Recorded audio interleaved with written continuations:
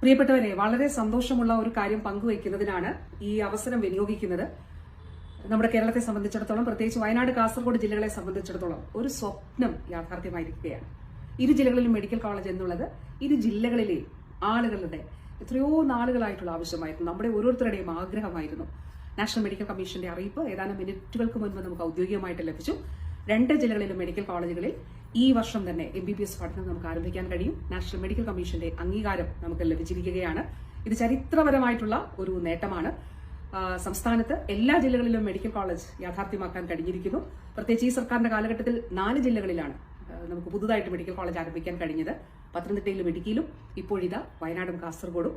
ബഹുമാനപ്പെട്ട മുഖ്യമന്ത്രിയുടെ നേതൃത്വത്തിൽ സർക്കാർ നടത്തിയ ഇച്ഛാശക്തിയോടെയുള്ള പ്രവർത്തനങ്ങളുടെ ഫലമായിട്ടാണ് ഈ നേട്ടം കൈവരിക്കാൻ നമുക്ക് കഴിഞ്ഞത്. ഒപ്പം നിന്ന, പ്രവർത്തിച്ച, അധ്വാനിച്ച, പിന്തുണച്ച എല്ലാ പ്രിയപ്പെട്ടവരോടും ഹൃദയപൂർവ്വം നന്ദി അറിയിക്കുന്നു.